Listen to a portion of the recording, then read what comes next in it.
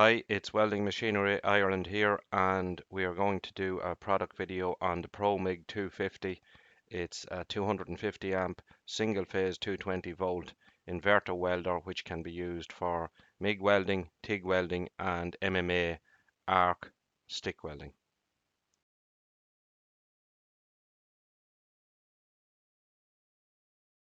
This welder is made by PATON. They're a Ukrainian company and they manufacture and assemble the welders in the Ukraine. Um, we can see the box here for the 250 and it's supplied with a Binzel torch. This is an MP25.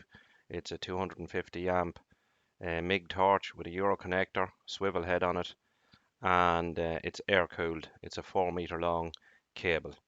Um, so we're just opening the box, and what you'll see here is the instruction manual, and the first thing to note is there's a 5-year warranty on the welder.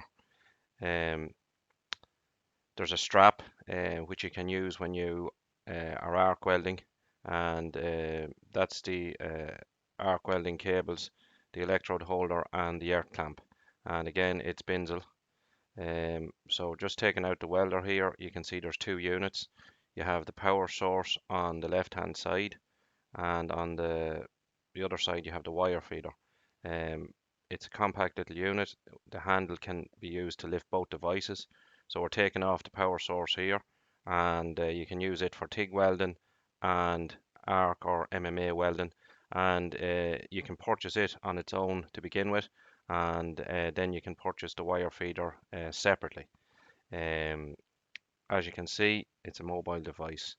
Um, the wire feeder comes, there's different types of wire feeders. There's a 2-roll system or a 4-roll system, and the MIG wire is mounted externally on the back of the wire feeder. So we're just popping open the wire feeder lid here. There's a latch on it, and this is a 4-roller system, um, which is useful for welding aluminium. To feed the aluminium wire, you can see the guide spring at the back of the wire feeder, and also there's a quick connect gas coupler for connecting your gas to the back of the feeder. That is the communication cable which plugs into the power source, and here you can see the mandrel to mount the wire spool on.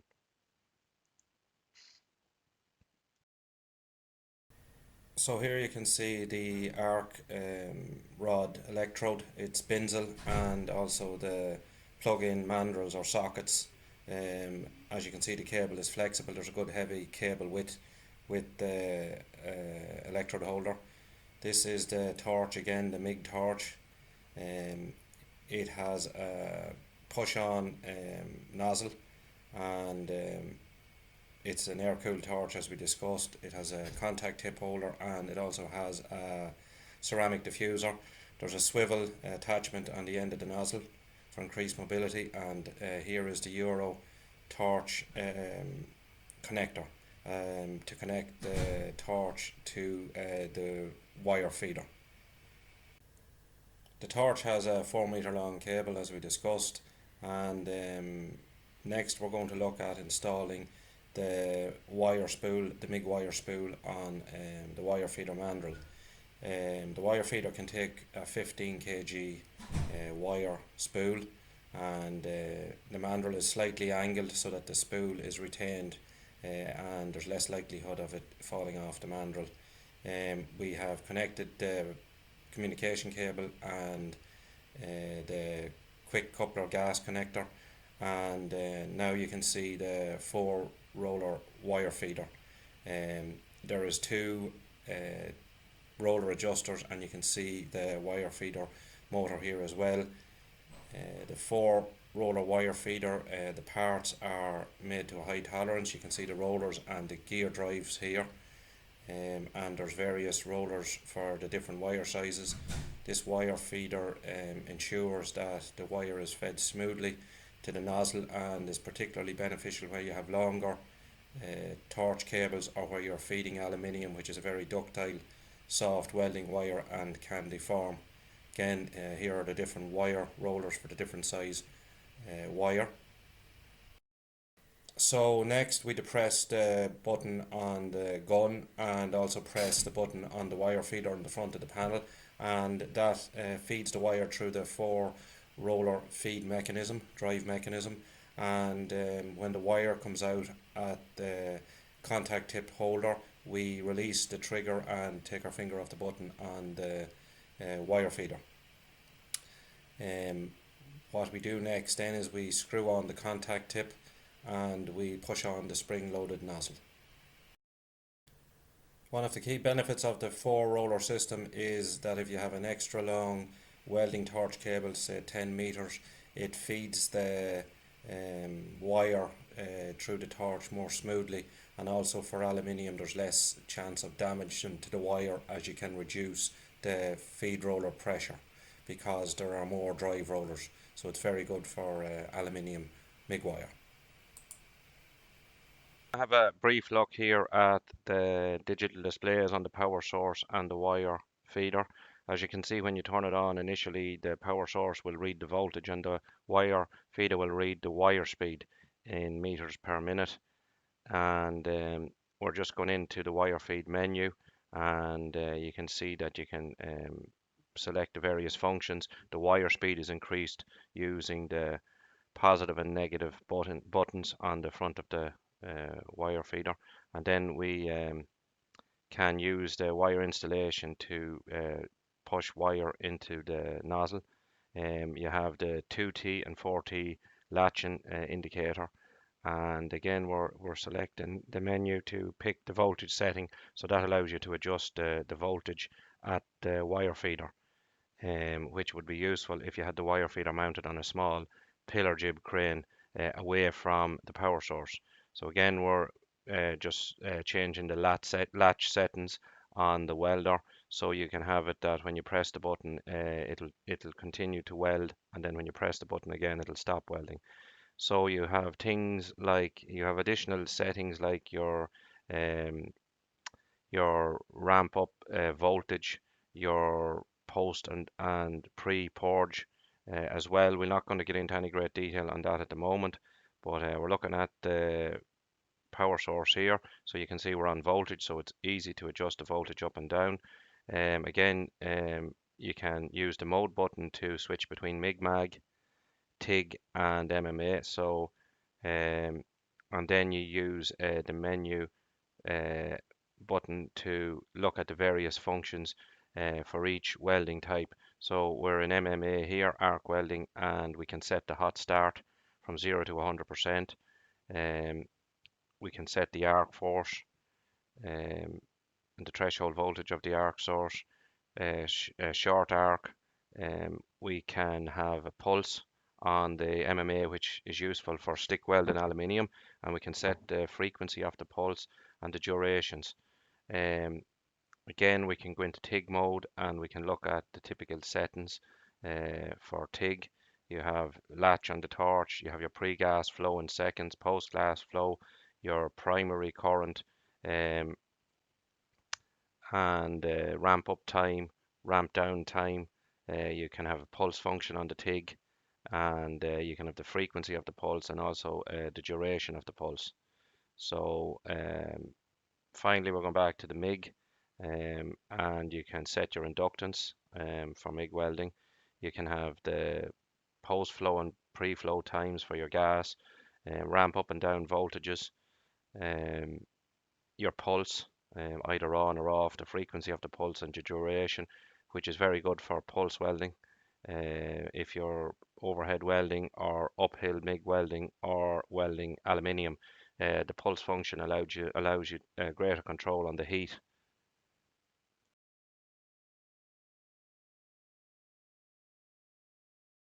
So now we're going to try some arc welding, MMA welding with the PATON 250, and we're going to use a variety of arc welding rods from 1.6 millimeter up to 4 millimeter diameter at a variety of currents. So here you can see we're attaching the leads.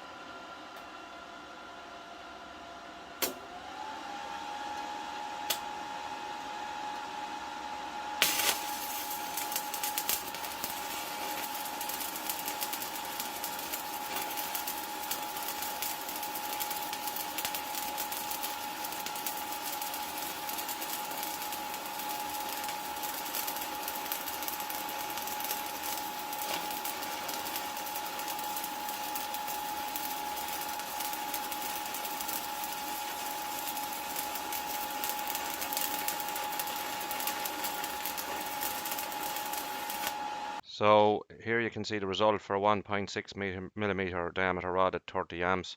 As you can see, there's not enough amperage, but what we're trying to just demonstrate here is the stability of the welder when it's running at low amps, 30 amps.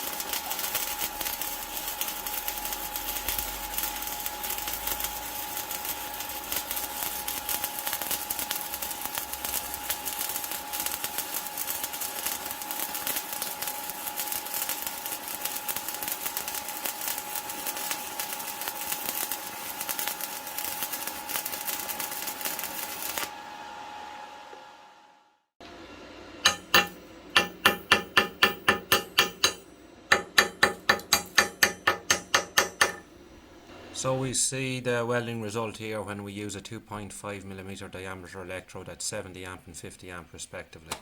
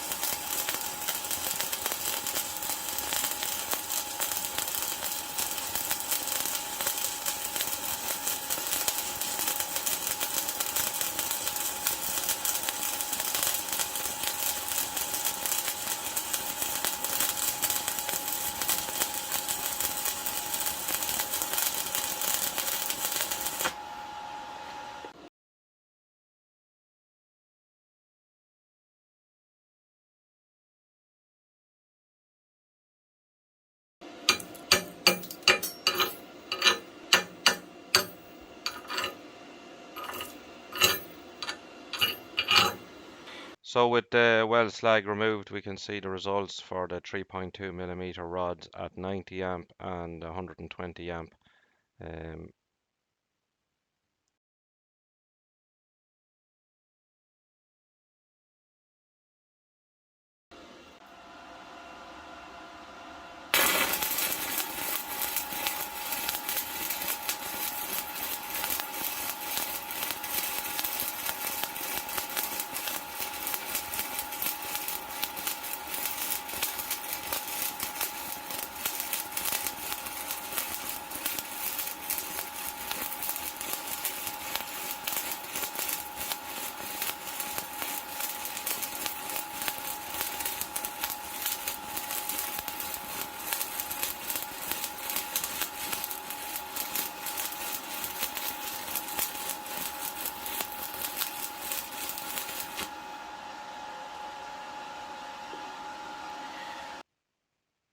so here we're increasing the current um, up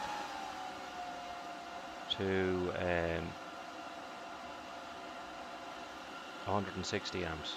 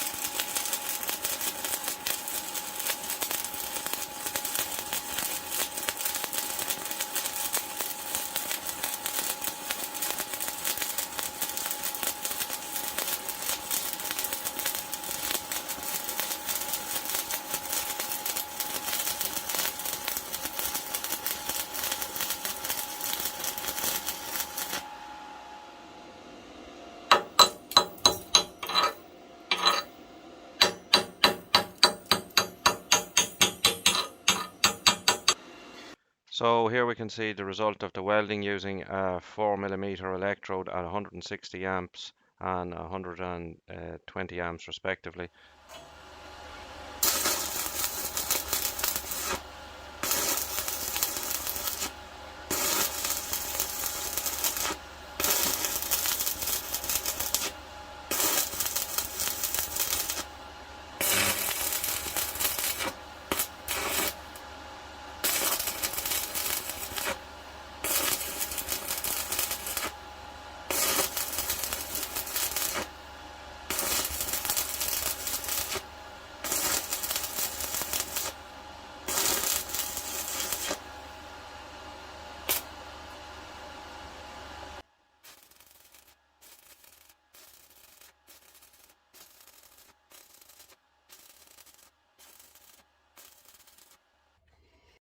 So here we're looking at how the arc is catching when we continuously strike the arc.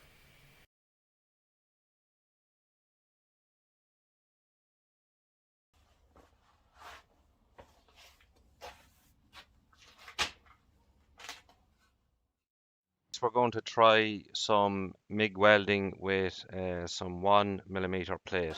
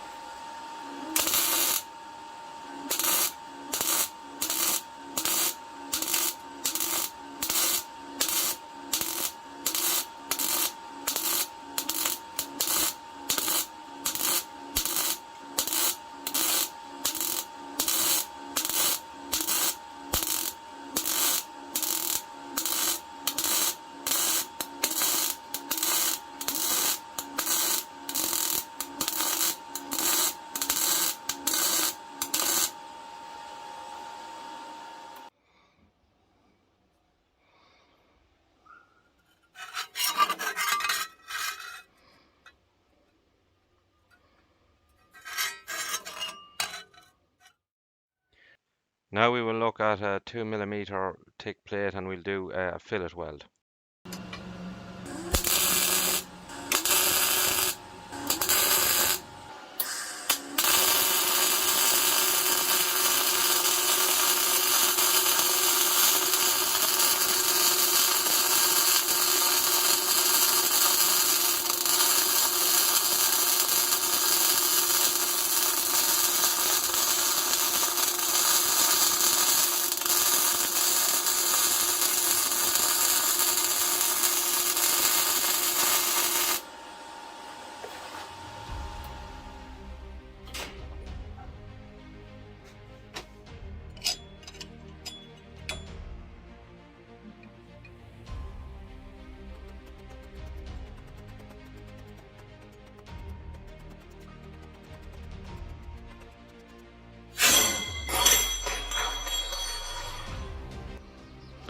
You can see here we broke the joint in a vise, and the weld itself wasn't damaged. The weld is still intact, and as you can see, the weld looks great.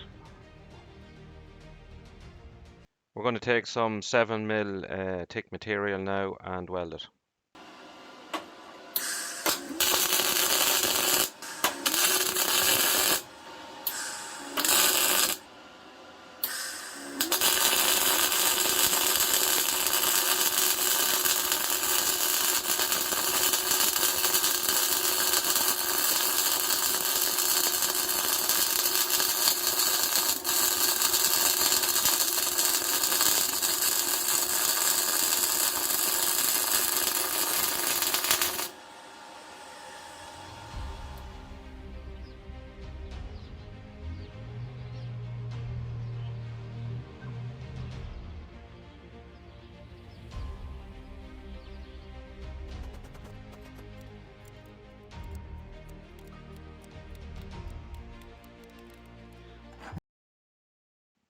So we're just looking at the piece that broke off. As you can see, it took a lot of effort to break it in the vise, and the weld did break in the center of the weld, but it did take a lot of force to break the weld.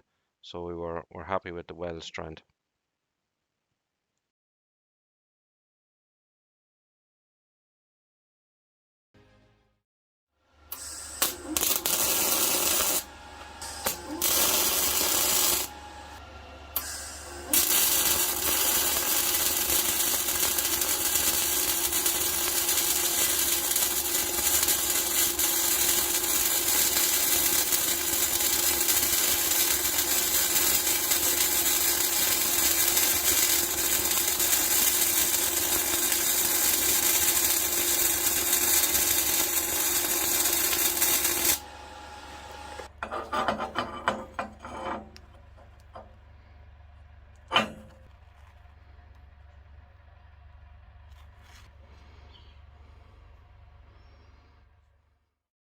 So now finally we're going to test welding some 10mm thick plate.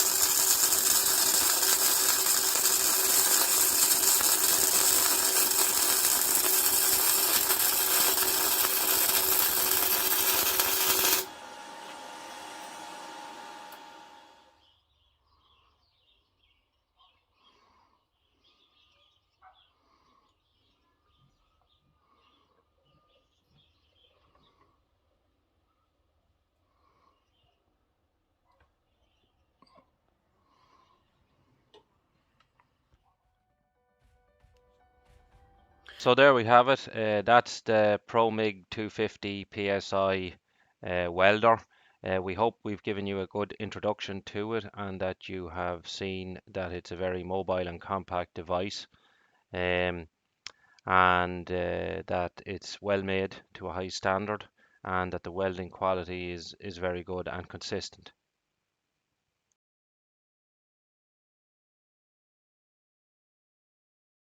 So if you're interested in finding out any more about the welder, you can call us. Our number is at the very start of the video, or you can visit the website, which is www.weldingmachinery.ie, and you can see the prices and the various technical specifications for the welder there.